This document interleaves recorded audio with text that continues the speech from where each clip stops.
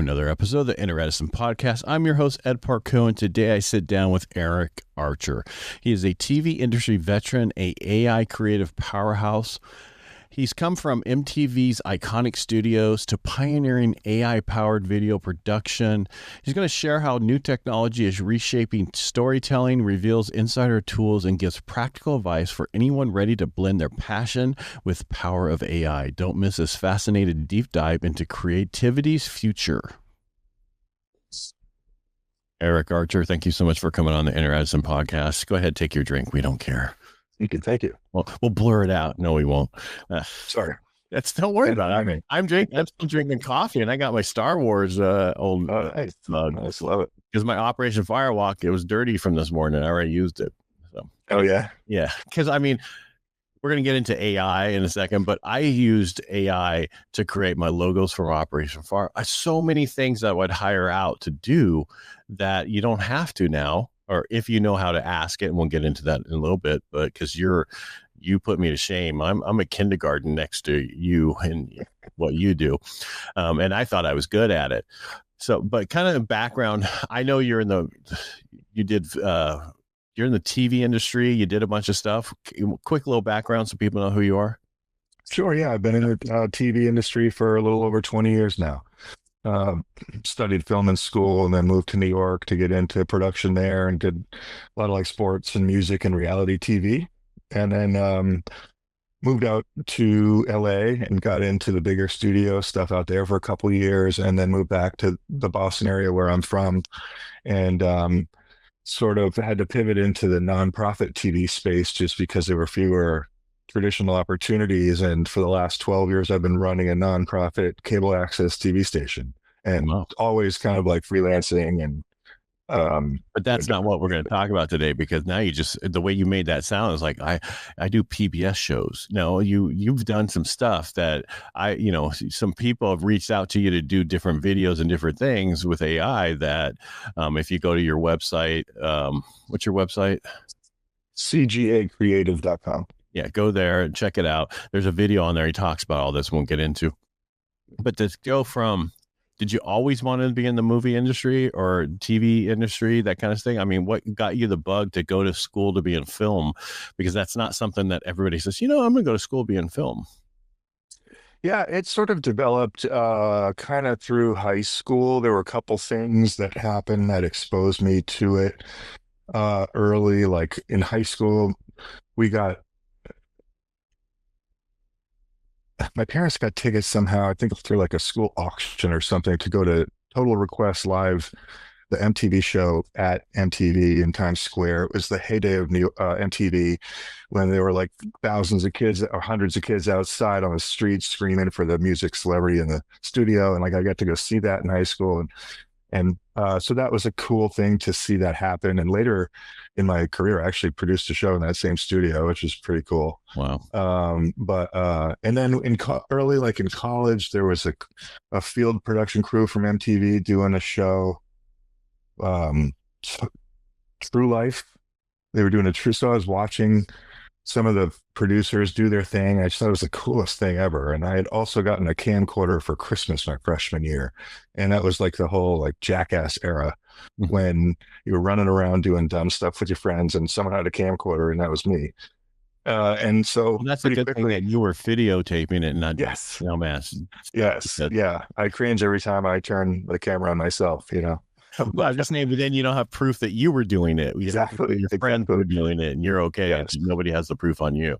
That's right. In the camera. And that's what, thinking back, I mean, with phones and everything else we have today, the amount of video kids do and they don't understand that, I got away with murder because there was no phones at the time that you take pictures the way we do now, and there was no evidence of it, where now we caught our kids stupid stuff they put on Instagram and stuff when it's like, come on, really? Yeah a private account. Yeah. Did the senior streak at the end of senior year. Can't do that anymore. No, because someone's going to make sure they know who you are when you're done. But yeah, I mean, because for me, I was in the Navy, and when I was in San Diego, I did modeling, acting, and I thought I wanted to go that route, but I didn't. And then 20, 30 years later, I'm on radio and do a ton of video, a ton of other stuff that I never thought I'd be doing. Yeah, I can talk to a camera all day long, and now it's in front of me all day long. I talk to it, and it's a totally different world. And I see that with what AI is doing. A lot of people go, well, 30% of the jobs aren't going to be here. Yeah, well, that's how trappers felt when they no longer needed their pelts and everything else, and there was other things they could work on. Every industrial revolution changes things and changes jobs, and we went to a different place. And the question really is going to be, because of some of the stuff I saw with what you did.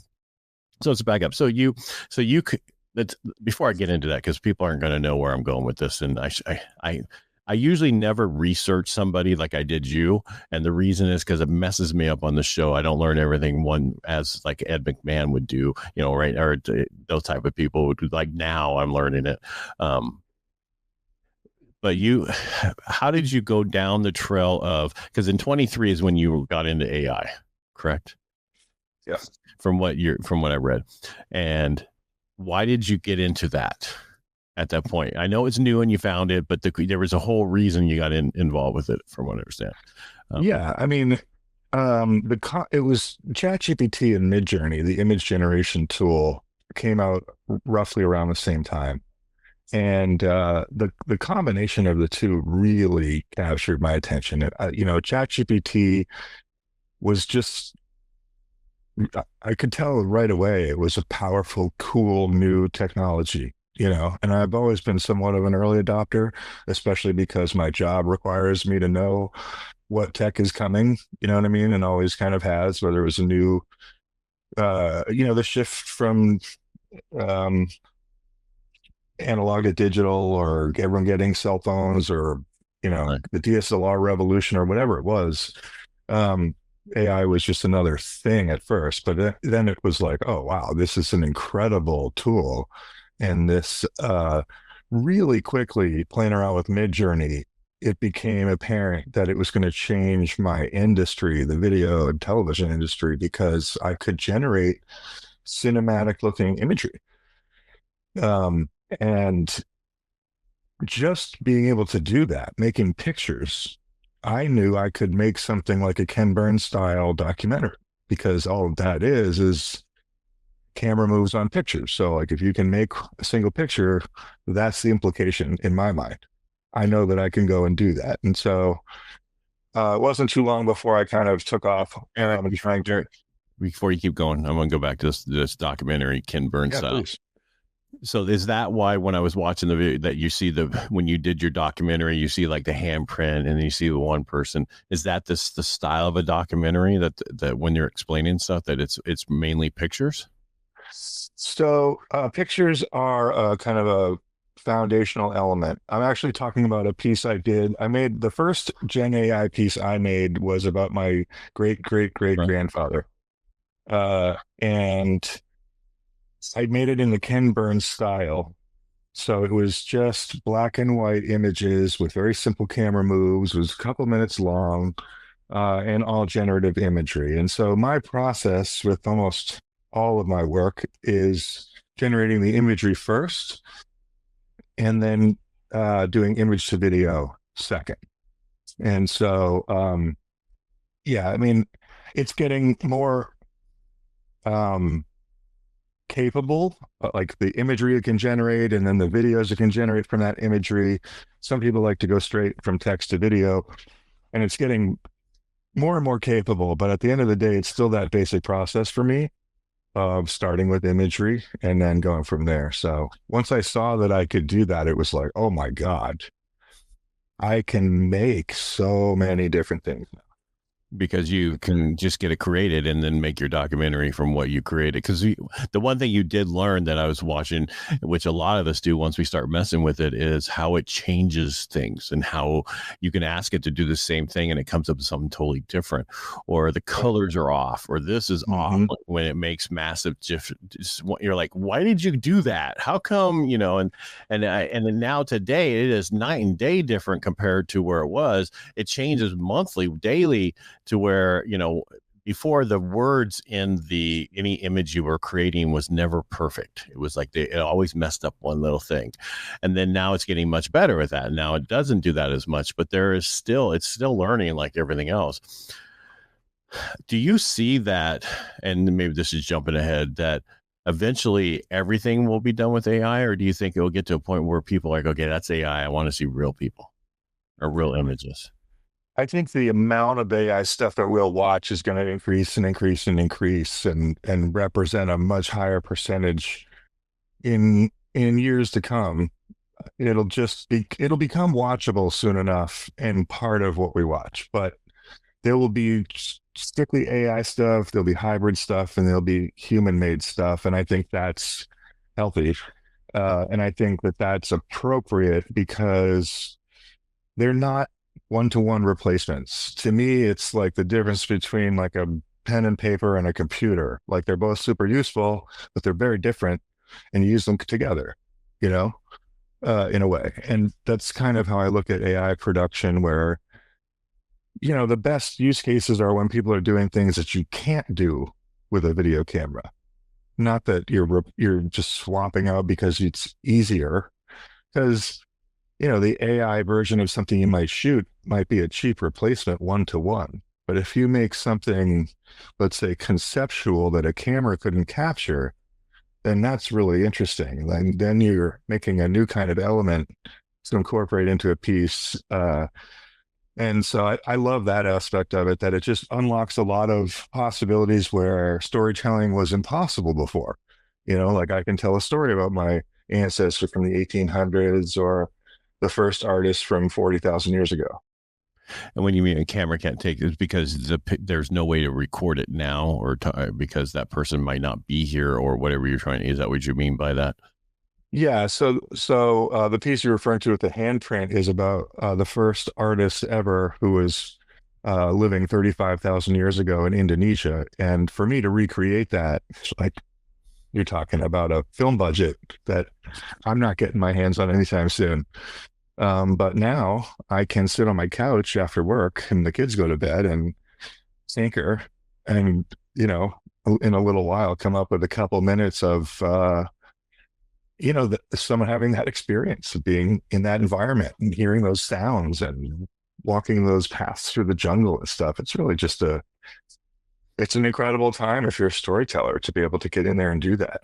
Well, and now, have you used the new stuff that ChatGPT came out with, the $200 a month version? Have you seen that? Have you played with I that? do. Yeah, I get that. I like to be up on their latest bells and whistles. So I do subscribe to that. And what's the big difference? Is it just for video creation? Well, Sora is a big difference. You know, getting access to Sora for me is important.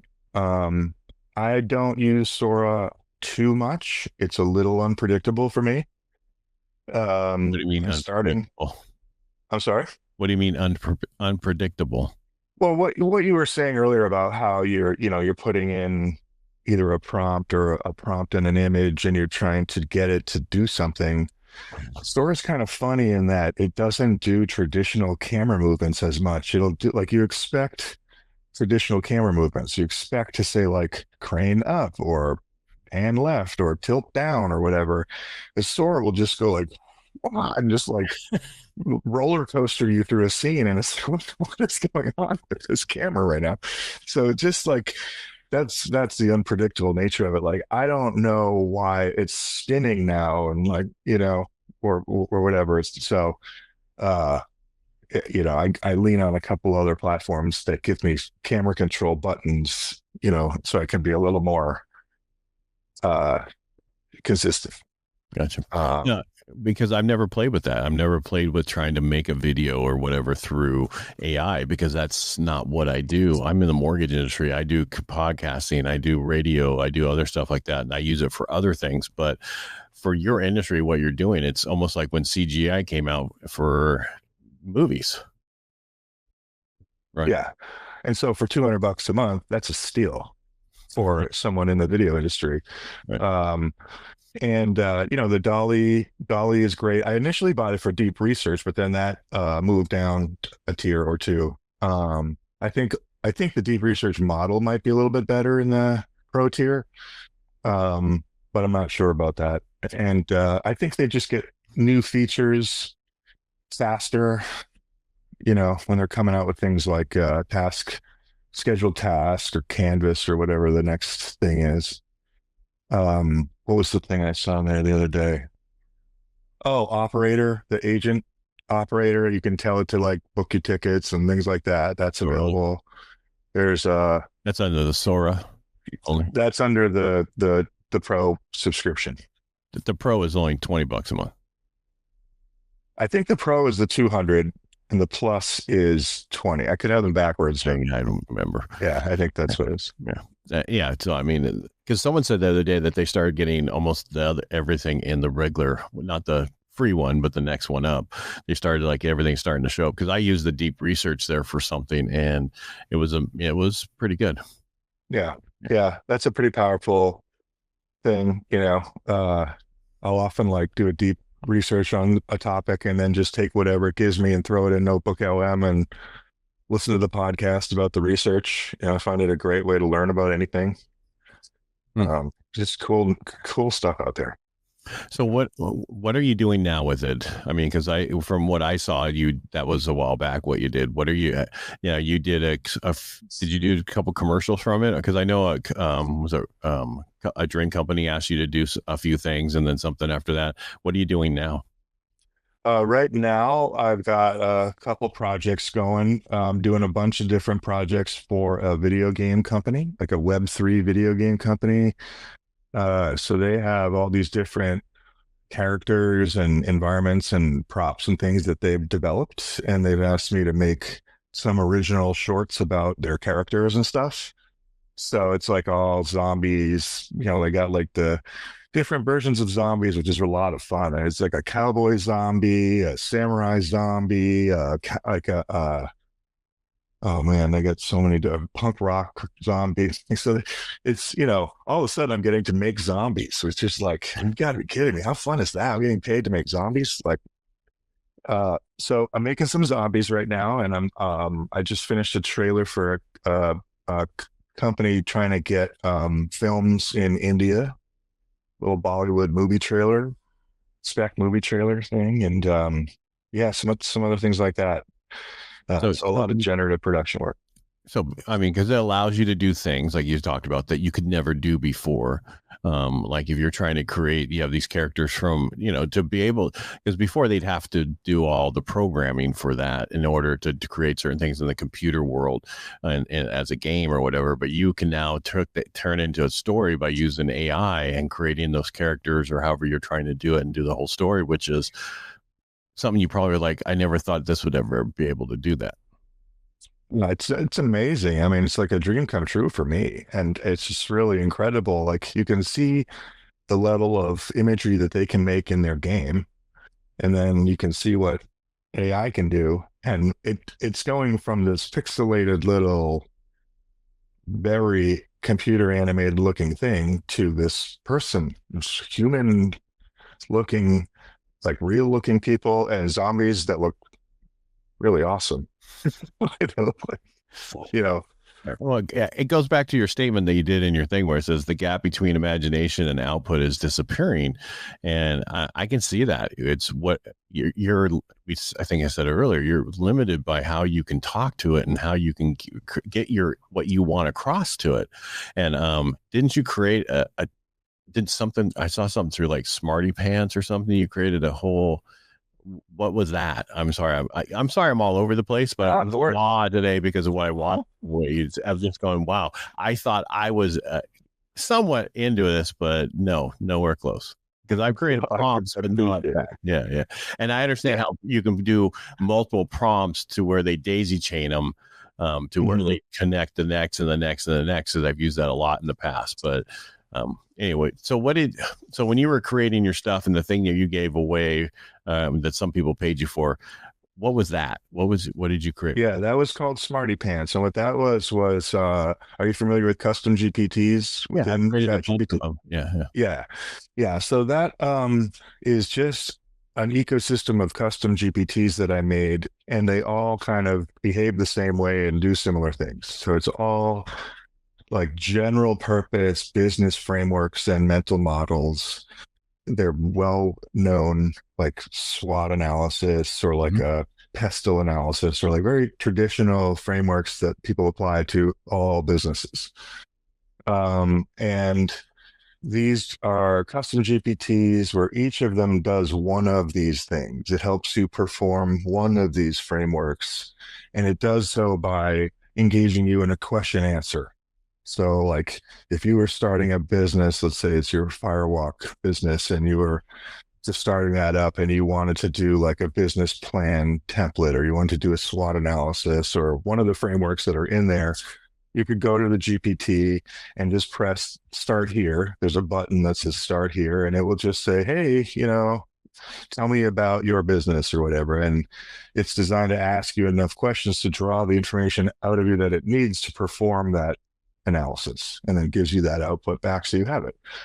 And I made one of those. I think I started maybe with the SWOT analysis one, because it was an analysis that I had paid a couple $1,000s to a consultant to do for me at one time when I was a new executive director at the company I'm still running. I didn't know a lot about business and management and stuff like that. I had learned it on the job, and it was through consultants that we paid and stuff like that. And but ChatGPT knows what a SWOT analysis is. Not only that, it can conduct it if you ask it to. And so I kind of figured that out, and just figured out a way to write custom instructions for custom GPTs that worked in the same way. So I could, once I kind of unlocked that for myself, I was like, oh, I could do this for literally any framework that ChatGPT knows about.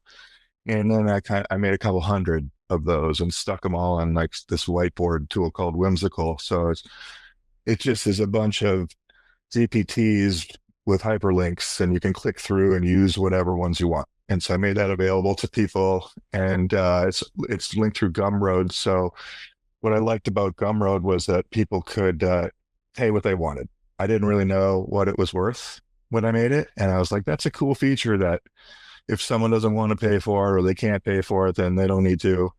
But if they see the value in it and they want to throw me a few bucks, then that's cool. They can do that. So that's how it's set up. Yeah. And I think earlier, because I created, so when I first started doing prompts, custom GPTs, it was before it is now. If you go in there and make a prompt now, it asks you the questions of what you want your prompt to do. Where prior to this, it didn't ask that. You had to come up with that information yourself. So I would create whatever I was doing inside a chat, and then I would tell it, now help me write this prompt, and then I copy and paste it over to what I was doing. But you're right, I use it for my podcasting and my daily show in the morning. I would research 2.5 hours of stuff, and then now I take a minute to do my daily show, because it knows exactly what I'm looking for. And I might drop a couple different articles in there, or a couple different things. And I say, now write it. Knows exactly how I want to do it. And the podcast, it's easy. You drop in who your client is, who you're talking to. You just have to be careful. Sometimes ChatGPT will go a little further and grab somebody else who's close to that same name. So I really limit it to what I give it to look for, to write it from. But I have so many prompts. It's just, all the way from underwriter stuff my underwriters want letter wise, and certain things that, and sales letters and stuff like that. Because you're right. It makes it so much easier for you to do things if you have these custom GPTs done ahead of time. Yeah, 100%. It's like it started kind of as just a nice way to store prompts. And then I started to understand the power of them, having them at the ready all the time to do different things like that. Super powerful stuff, and just a cool new world where I can make a tool without knowing how to code, or ever having made the ability to make a tool before, let alone a couple hundred. I find it a lot of fun. And if you want to code, that's okay. You can just tell it to code for you, because I was creating a bunch of stuff for my new websites and different things I'm doing in it. And I was telling it to write this SOP for my assistant to do stuff. And it started coding what I was talking. I'm like, no, that's not what I want. But thank you. Appreciate that. That's not what I was asking for. I might have said it wrong, but that's not what I'm asking for. Yeah. But, And, yeah, it'll just be telling an actual agent soon, you know, go and do the rest, through the SOP and exactly. Right. Because and what's nice is, which people don't know, is if you create a GPT and then a custom one, and then you have a few other ones, like you're trying to do ads for something, but it's from something else you created, you can daisy chain them together, and then you don't have to tell it what the output is. It automatically will go to those different outputs, and that's really powerful for making different changes. And people, it's amazing how people have no idea what's there with ChatGPT and all the other stuff that's out there. I mean, Midjourney, I haven't even played with, because I'm still fascinated by just what's in ChatGPT and what I can create with that right now. Yeah. Well, I mean, I think if you're into imagery at all, Midjourney is, to me, the platform to learn. It's been the one I've spent the most time in, other than ChatGPT, over the 2 years, when almost every other platform has changed due to the competitors having cooler features at some point or another. Like, I use a lot of different tools, but Midjourney has been a staple forever. And I just, if you can use a browser version, which is like a light version, and then there's a Discord version, which it has a more of a learning curve, and you have to watch a couple of YouTube videos if you're unfamiliar with Discord and everything. But I learned it in a little bit of, YouTube research and stuff. It's not super technical. It's just a little bit different. But I find that it's like the most incredible sandbox for image creation. It just gives you so many different ways to come at it, so that you can solve some of the inconsistency problems. It eliminates that problem of like trying to just prompt your way through a project, like you were talking about earlier, where that's just really not even possible. If you need to make a single change, it's going to get screwed up. You know what I mean? But in here, you can make those changes in more of a sandbox and have a lot more control over what you're doing and consistency and stuff like that. So it's a really powerful tool that, if you're trying to figure out what tools to learn, I would absolutely stand by Midjourney. All right. So you use ChatGPT, you use Midjourney, what other tools would you recommend people? Yeah, I use Free Pick a lot. It's an aggregator of tools, which is really nice. So you can access tons of different models in there, from image creation, video creation. Free Pick with a K. Okay. Just a K, not CK. And then there's Runway, which is great. I use Kling most of the time for image to video right now. Kling is amazing. Let's see. Leonardo is a nice suite of tools. Leonardo AI has a lot of cool stuff in there. Really pretty easy to learn, all kinds of fun stuff to play with. So I would jump into those. Free Pick, Leonardo, Midjourney, Runway. Yeah. Free Pick's got all those in there, I think, maybe. Oh, really? So it has most of those inside of it itself, the different. Yeah. Yeah. So you can kind of pick and choose, which is nice for testing. Like if you're, trying to do something and you want to see which model does a better job with your idea, you can, compare outputs easily, which can be helpful, things like that. Eric, what didn't I ask you today that I should have asked you? Well, I think about maybe where people ought to start. I think most people are still at the starting line with a lot of this, and I always try to have a message of jump in and try it. And my unsolicited advice would be to try to learn AI in a way that pairs it with the subject matter that you care about, because that will provide all the context for your learning. Like, I get asked a lot about like, where should I start? And I think people are under the assumption, like I was early, that like you have to learn AI as a separate thing. Like you have to learn AI now. And I don't think that's really the case exactly. I think it's more like learn how to apply AI to what you are trying to do. What is your industry? What's your core competency? What's your expertise? What are your passions?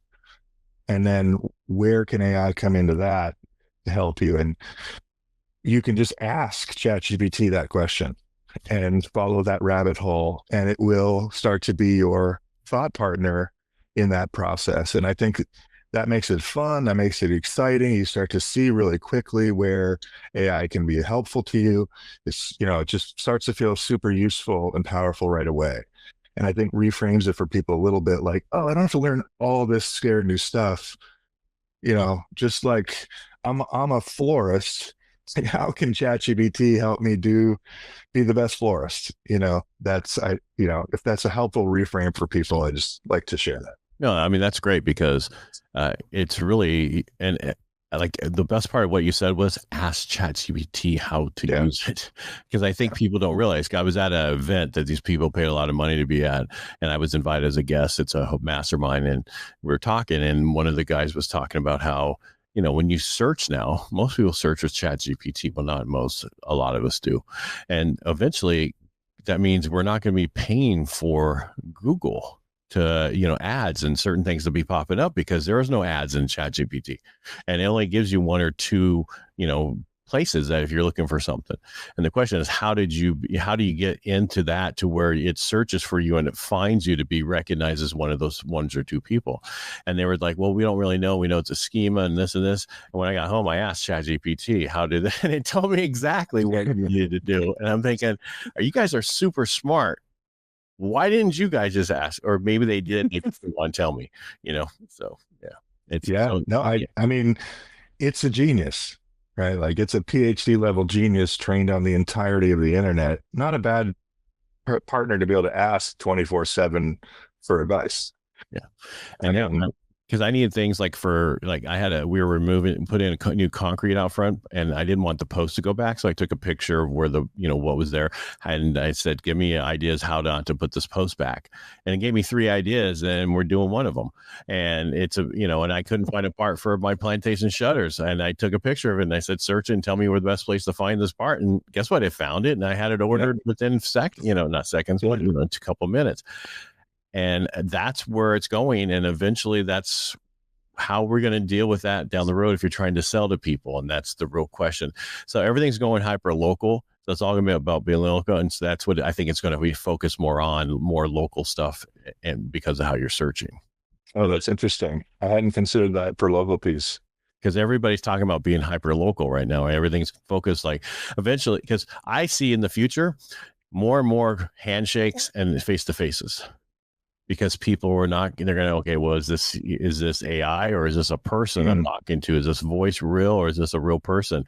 And I think more people are going to there's going to be a segment of the population that will want to have nothing to do with it. And that would be probably your boomers and older Gen X's and certain things that don't want it. And then the younger kids. But I also see the 22-year-olds who are like, okay, well, we don't know who to trust because of what we've seen. And now we want to see people. So I think there's going to be some things there about that. And and that's what, because we don't know who to trust if you can't.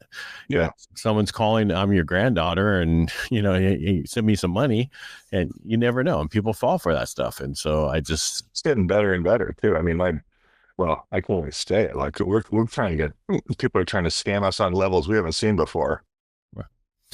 Luckily I can still hear the difference. I don't care how good it is. And that's just from me listening for so long. I sold by the phone for 18 years. So I have the tones and inflections, and I really listen.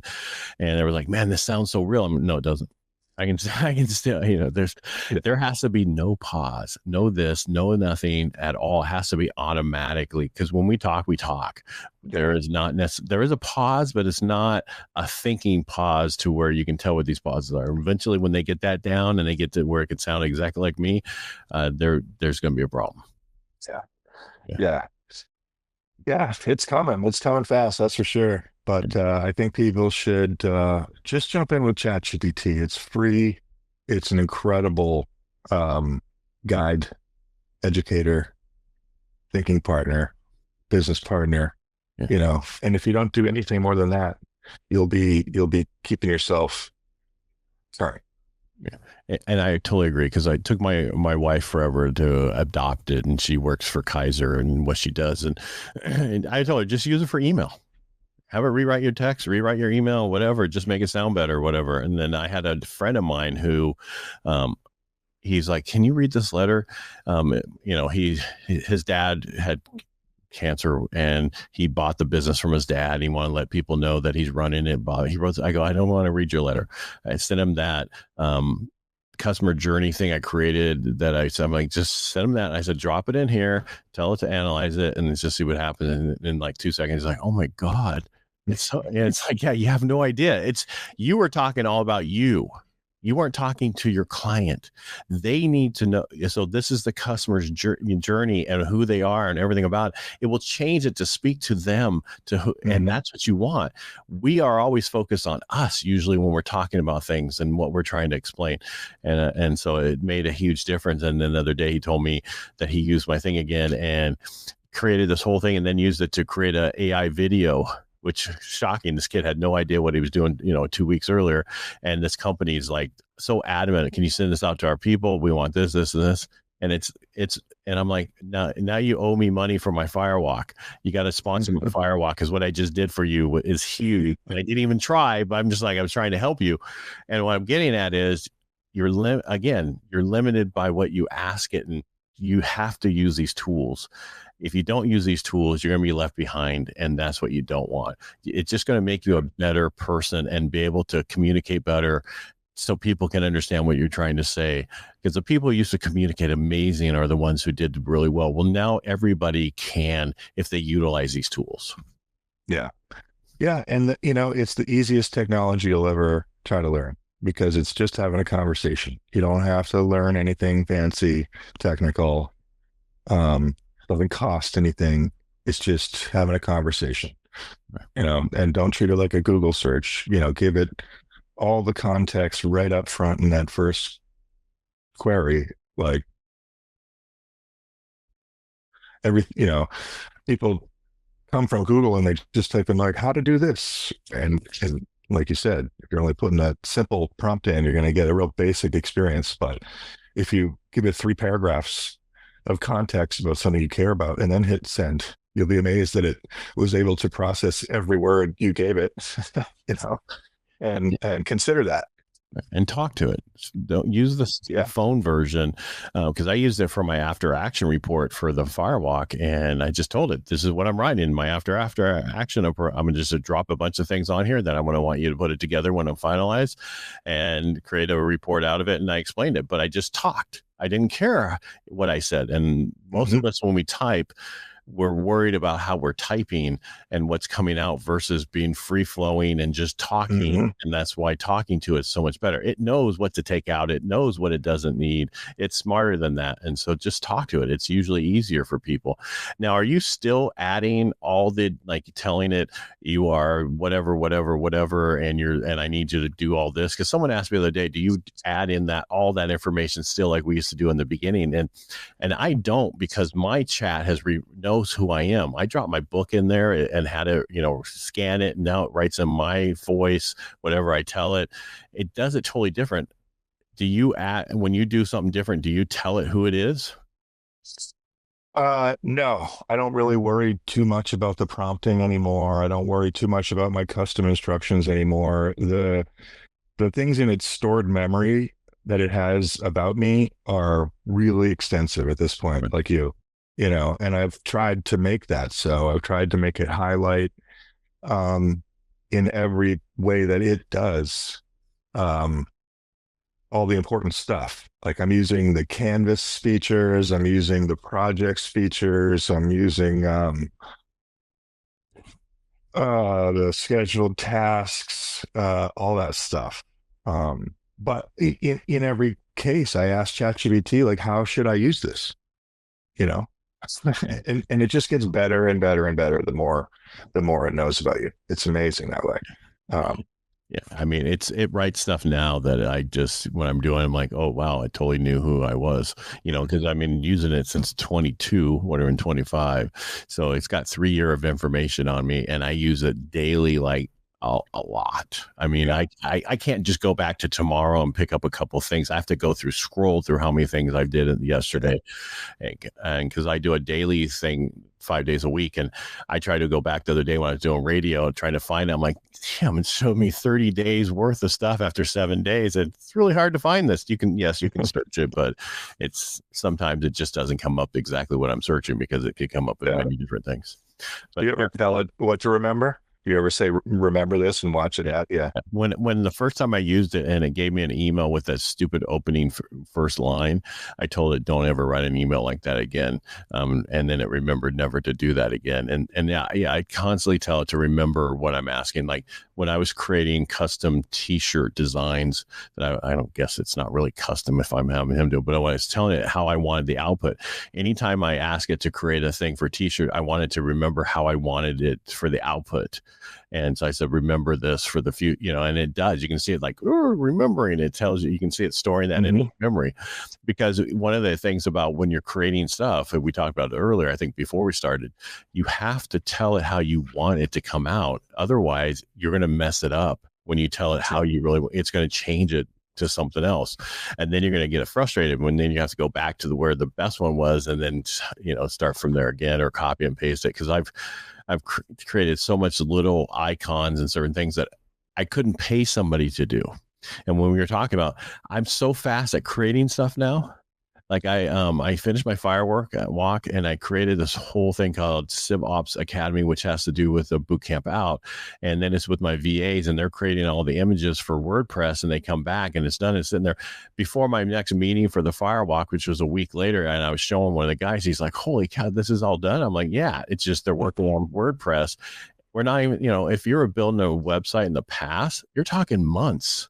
And now it can be done in a few days if you have the right people. Yeah, it's true with so many things now. Graphic design, caption, transcriptions, logos. Yeah. I mean, and people like, so, well, if you've ever started a company and needed a logo and you sent it to a guy, it used to not do in 5 minutes. It used to like, here's some designs. No, I don't like those, and now it's, you can just tell it exactly what you want and it creates it.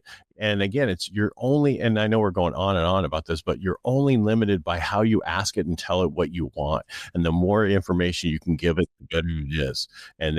Or if you don't know what to give it, just ask it. I'm trying to create this, whatever. What should I know or tell you? And it's going to give you questions, and then just answer the questions. Yeah. I mean, it's the best thought partner, guide, educator you'll find. And it's always available in your pocket. I mean, beat that. Yeah, it's the one thing that's going to change everything. All right, so because I remember when internet came out, I was like, it's going to change the world. I'm like, no, it's not. It's like the phone. It's just another form of communication. And then all these other things came out, and they were supposed to change everything. Well, I'd say this is the one that's going to make us smarter and everything else. And the real question is how is it going to change the education system and everything else? Because a lot of this AI is going to change all that. You're going to see a lot of jobs not going to be there anymore because we don't need them. And that's okay. They just need to learn these other jobs. Because my understanding how to do a loan for somebody, eventually AI can tell you what the best program is, but they're not going to be able to talk to somebody and walk them through what they're going through. Like I just had some clients who were going through the purchase process, and their mom passed away during the process, and they were so happy because how easy I made the process during it while they're going through that. Well, AI wouldn't have been able to comfort them and do everything that I wanted. You know what I mean? There's certain things that just won't happen. But the fact that I used AI to write my emails and text to them is exactly why it was so much better. Yeah. Yeah. I couldn't agree more. I mean, I think people need to pick it up and start using it. There's no good excuse anymore. I agree. Eric, thanks so much for being on the show today. I really appreciate you being here. Thanks for all your information. Yeah, my pleasure, Ed. All right. Thanks for having me. Oh, my pleasure. Go check out his stuff. There's things will be in the show notes, cgacreative.com. Go check out Eric's stuff. It's amazing. Go watch the video on there of what he created. It's mind-boggling of what he can do. And don't get imitated by it. Just start by asking ChatGPT what you can do. Thank you again, Eric. My pleasure. And that's a wrap for today's Inner Edison podcast. I want to thank Erich Archer for sharing his insights on AI's impact in video and storytelling. Remember to dive into AI with curiosity and don't be afraid to start experimenting. Your next big idea can come right around the corner. Check out Erich's work at cgacreative.com, and we will see you on the next episode.